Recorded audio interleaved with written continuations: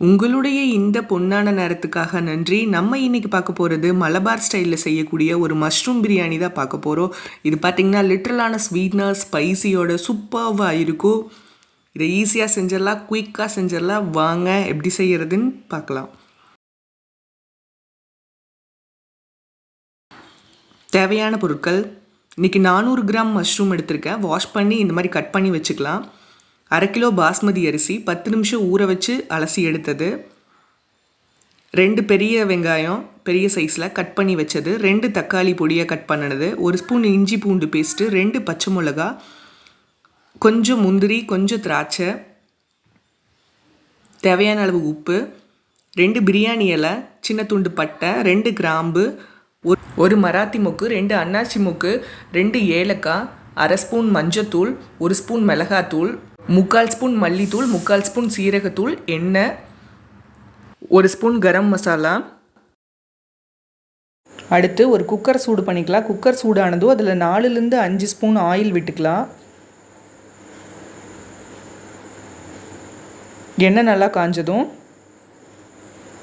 இந்த திராட்சை முந்திரியை உள்ளே சேர்த்து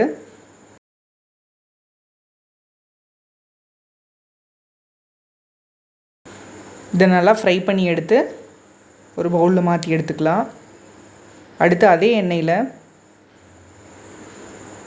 பிரியாணி இலை, பட்டை, கிராம்பு, அன்னாச்சி மொக்கு, மராத்தி மொக்கு, ஏலக்காய் இது எல்லாத்தையும் ஒன்றா சேர்த்துடலாம். சேர்த்துட்டு கட் பண்ணி வச்சுருக்கிற பெரிய வெங்காயத்தையும் உள்ளே சேர்த்துடலாம். ஒன்ஸ் இதை நல்லா வதக்கிட்டு பச்சை மிளகா ஆட் பண்ணிக்கலாம். அடுத்து இஞ்சி பூண்டு பேஸ்ட்டு,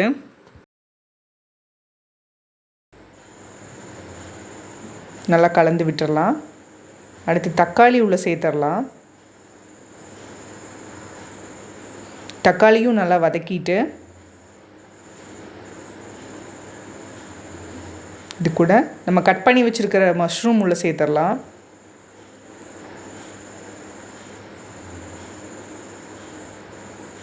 இது ஒன்ஸ் கலந்துட்டு கரம் மசாலா,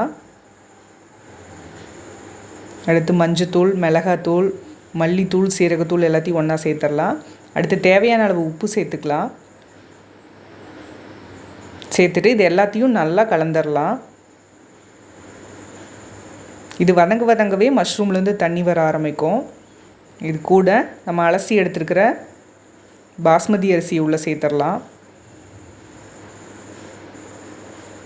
சேர்த்துட்டு இதுக்கு தேவையான அளவு தண்ணி சேர்த்துடலாம். இது தண்ணி பார்த்திங்கன்னா 1 கப் அரிசிக்கு 1.5 கப் தண்ணி.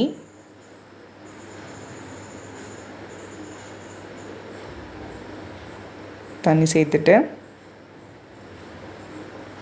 ஒன்ஸ் கலந்துட்டு இந்த ஸ்டேஜில் நம்ம உப்பு செக் பண்ணிக்கலாம். தேவைப்பட்டதுன்னா சேர்த்துக்கலாம், இல்லைன்னா அப்படியே விட்டுடலாம்.